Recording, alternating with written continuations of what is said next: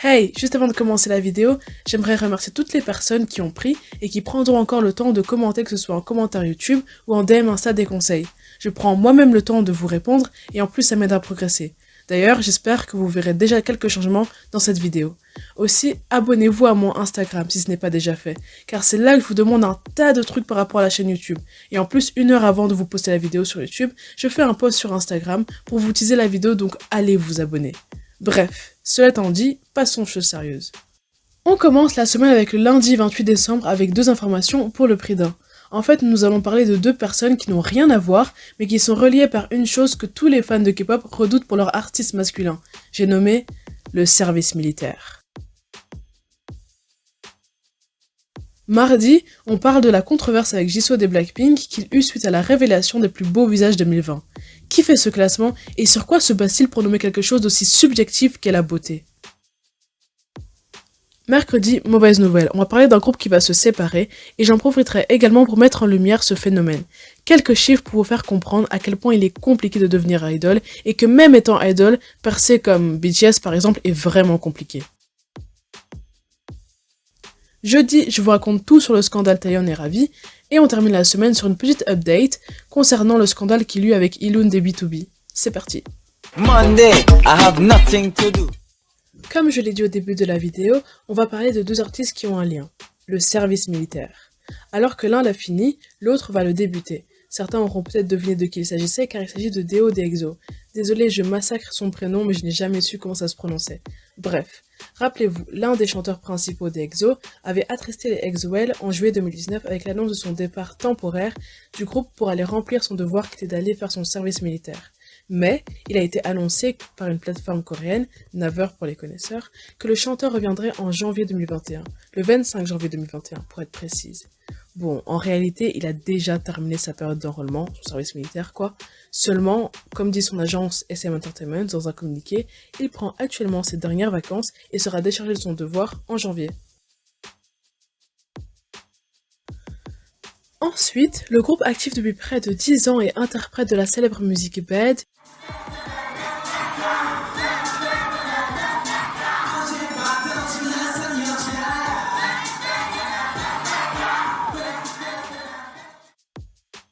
va se voir perdre temporairement son chanteur Kim Young-so, ou plus connu sous le nom de scène L. Le coréen devrait partir dans la marine en fin février 2021. Selon son label Management E5, il devrait donc partir le 22 février 2021, commencer son enrôlement le 8 avril de cette même année et nous revenir en août 2022. Tuesday, I have nothing to do. Depuis 10 ans, sur YouTube, mais en réalité depuis près de 30 ans, T.C. Kinder et The Independent Critics créent une liste des 100 plus beaux visages de célébrités de l'année. Des célébrités car quand on regarde bien la liste, on peut s'apercevoir qu'il s'agit de mannequins, chanteurs ou chanteuses, rappeurs ou rappeuses, bref, des artistes du monde de la musique, des acteurs, des producteurs, des influenceurs, etc.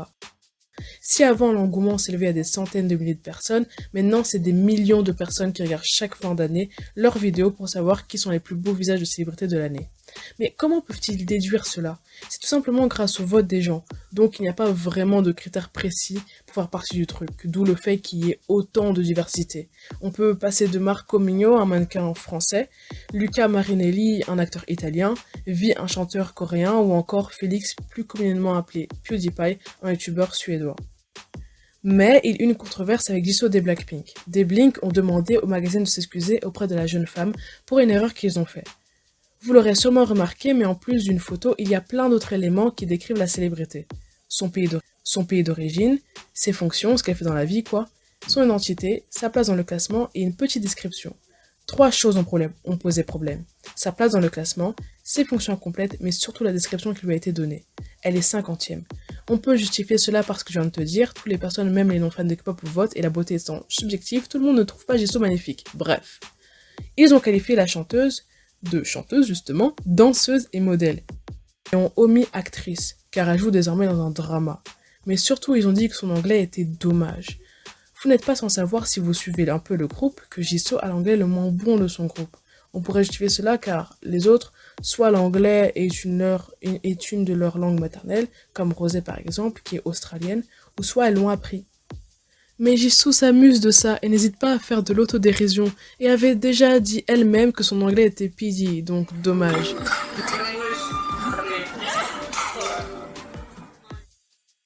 Et certains Blink trouvent ça hors contexte. Je pense que dans un certain sens, on pourrait mal le prendre. Imaginez ne pas connaître Jisoo et avoir comme seule description que son anglais est dommage. Beaucoup de gens voient cela comme un manque de respect. Qu'en pensez-vous? Les fans exagèrent? Et êtes-vous d'accord avec ce classement? PewDiePie est vraiment le plus beau visage 2020? Wednesday, I have nothing to do. Connaissez-vous Gugudan? Il s'agit d'un groupe féminin composé de 8 femmes. Mimi, Anna, Hebin, Nayoung, Soyoung, Sally, Sohei et Mina. Bon, en réalité, elles étaient 9, mais une a décidé d'arrêter pour poursuivre ses études. Elles ont posté leur première musique sur YouTube le 28 juin 2016 intitulée Wonderland. Mais ce mercredi 30 décembre, on apprend que le groupe vont se séparer. Leurs labels ont fait un communiqué. Comme vous avez pu le remarquer, le label ne mentionne pas le pourquoi. Pourquoi elles ont disband? Mais on pourrait vite déduire que c'est parce que les gens ne les montraient plus trop d'intérêt. Chose compréhensible quand on sait que leur dernier comeback remonte il y a 2 ans. Mais ce groupe n'est pas un cas à part. C'est loin d'être exceptionnel. Déjà, le nombre de personnes à auditionner est assez rocambolesque. Par exemple, Vicky, une jeune femme ayant fait des auditions, explique à quel point elle était étonnée de voir autant de personnes quand elle a passé l'audition à la SM. Anecdote, quand elle est partie s'enregistrer dans la file pour passer l'audition, elle était à la 250e place. On a regardé les numéros, on était genre les numéros, je sais pas, 250. Il y avait déjà 200 personnes. Donc imaginez-vous en fin de matinée, il y avait déjà 249 personnes qui avaient tenté leur chance pour devenir trainee. On peut observer cela dans beaucoup d'émissions, notamment celle que JYP a entrepris il y a 9 mois, Nizi Project. Il s'agit d'un tout nouveau projet qui consiste à recruter des talents japonais et américains pour les former en Corée du Sud. Par souci de droit d'auteur, je ne peux pas vous montrer les vidéos, mais elles sont disponibles facilement sur YouTube et dans la description. La concurrence est redoutable. On peut même voir cela dans Island. Pour les gens qui ont vu ne serait-ce que le premier épisode, on voit qu'il y a une vingtaine de participants plus talentueux les uns que les autres, qui avaient déjà été sélectionnés parmi je ne sais combien de candidats, et pourtant seulement 13 devaient être retenus. Enfin bref, vous avez compris le principe, c'est ultra sélectif. Mais même si vous avez réussi l'audition, la réussite n'est pas garantie, parce que les 2 premières années sont primordiales pour voir s'il y a de l'engouement auprès du groupe et si le groupe acquiert de la notoriété. Vous vous imaginez bien qu'il y a très peu de groupes qui réussissent à avoir autant de visibilité que les grands groupes que vous écoutez. On peut faire cette déduction assez facilement en fait. Combien de groupes et d'artistes solo écoutez-vous? 4, 5, 10, 20? Il y a des centaines de groupes qui débutent chaque année. Malheureusement, ils finissent comme Gugudan. Juste, connaissez-vous les APL, groupe de 5 jeunes hommes qui ont débuté en 2016, ou les Alphabat, les Azon, les Big, les BH, les Big Mama, les Big Flo, les Brave Girls, les BTL, les Chocolat, les Cool, les D-Unit, les Electro Boys, les Kiss and Cry, les LC9, les Led Apple, les State, les Speed, les Ukis, les Ladies Code, les N-Sonic. Sérieux, allez 10 secondes sur le lien que je mettrai en évidence en description et vous allez tomber de haut. Il y a tellement de groupes qui débutent chaque année qui finissent dans l'oubli parce que les gens ne montrent peu d'intérêt. Tuesday, I have nothing to do.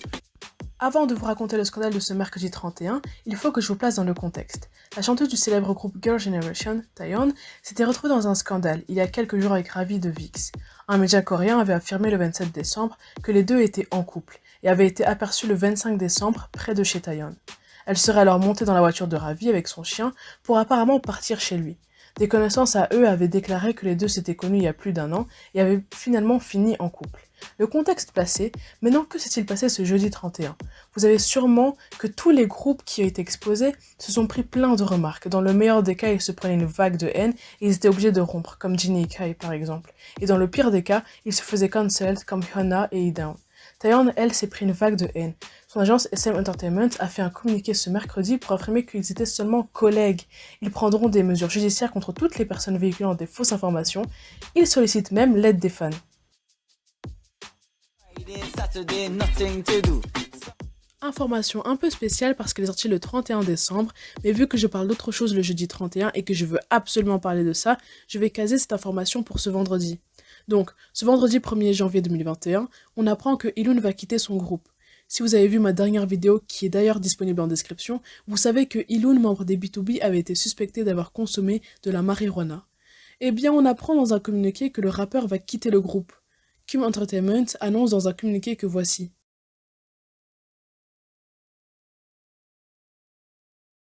Donc la semaine a été assez mouvementée dans le mauvais sens du terme, je pense, je trouve en fait, parce que à part la bonne nouvelle qui est que Deo va revenir bientôt, si c'était pas des mauvaises nouvelles, c'était des scandales. Enfin bref, donc lundi Deo revient. C'est assez bizarre parce que EXO c'est un groupe que je suis depuis très longtemps et avant ils étaient actifs, ils faisaient des comebacks pas tous les jours non plus, mais voilà ils étaient beaucoup actifs et maintenant ils sont beaucoup moins là. Bon, après, c'est parce que les membres s'épanouissent aussi en solo. Il y a même des groupes, enfin des membres qui sont dans d'autres groupes, donc ouais, c'est un peu la merde. Ils étaient 12, maintenant ils sont plus que 6, c'est un peu un Hunger Game, j'ai l'impression, mais enfin bref, je les vois pas come back, mais j'ai hâte de voir comment ils vont présenter la chose. En tout cas, j'ai absolument pas envie que EXO disband. Pourquoi je dis ça? Parce que je sens la fin, c'est le début de la fin en fait. Parce que EXO ils sont plus autant actifs qu'avant, enfin bref. Kim Young-so, donc le membre d'Infinity, pardon, ben, je trouve ça un peu dommage qu'ils le mettent en service militaire, genre tout seul. Pour moi, ça aurait été plus logique s'ils les mettaient tous ensemble, en fait. Tous, ils vont faire leur service militaire ensemble et ils reviennent tels des bad bitch dans 2 3 ans, on voit un peu le truc, mais après, ça reste que mon avis. Alors pour mardi, moi je suis parfaitement d'accord avec l'indignation des Blink, parce que honnêtement, une personne qui connaît pas Blackpink, qui connaît pas Jisoo en général, et qui a comme pour seule description que son anglais est dommage, voilà quoi, ça fait pas bonne impression. Après, je pense que Jisoo n'a rien à prouver à personne. Elle a déjà construit sa base de fans et qui est fidèle et qui la suivra jusqu'à jusqu'à au disband de son groupe et encore même après. Donc, je pense pas que ce problème va forcément l'affecter. En plus, TC Kender a dit que c'était pas vraiment méchant. Voilà, ils m'ont dit dans un tweet, il me semble, que c'était pour rigoler, que Jisoo était même allait pas son ami, mais qu'ils étaient en bon terme avec et que c'était rien de méchant. Je les crois personnellement. Sauf la seule chose qui me dérange, et c'est pas par rapport à Jisoo, c'est par rapport au classement, c'est PewDiePie. Premier visage, plus beau visage masculin 2020. Alors, ça m'a étonné. Mais comme je l'ai dit plus tôt dans la vidéo, c'est pas que les fans de K-pop qui votent, c'est pas que... voilà, on a tous des goûts différents. Peut-être que vous avez trouvé PewDiePie beau, mais moi, j'étais un peu choquée. Premier quand même dans le classement, c'est assez ouf. Je sais pas, qu'est-ce que vous en pensez, dites-moi. Mercredi 30 décembre, on apprend que Gugdan vont disband. Alors, je connais pas Gugdan, d'ailleurs, je sais pas si ça se prononce comme ça, mais j'ai dû les voir 2 3 fois, et quand bien même ça m'attriste un peu leur départ, parce que même si je les suivais pas et qu'elles ont pas été très actives, euh, comme j'expliquais, il y a tout un cheminement derrière être idol. Il y a être trainee, donc faire les auditions, etc., qui sont ultra sélectives. Et ensuite, il y a être rookie, donc les commencements. Et les commencements qui sont tout aussi compliqués parce que c'est les périodes clés, en fait. Si t'as pas assez de notoriété pendant ces périodes-là, tout simplement, t'arrêtes. Et donc, tous les groupes que j'ai cités, c'est un peu des groupes comme ça, un peu comme Kukudan, qui ont commencé, qui se sont sacrifiés toute leur vie, pour certains, pour devenir idol et qui n'ont pas finalement réussi. Et voilà, ça m'attriste un peu. Je sais pas ce que vous en pensez, si vous aussi ça vous attriste. Et moi, ça. Mais après, c'est impossible, je pense, de stanner tous ces groupes-là parce que quand on dit qu'il y a des centaines qui débutent chaque année, c'est même pas une blague. Et stan des centaines de groupes, c'est impossible.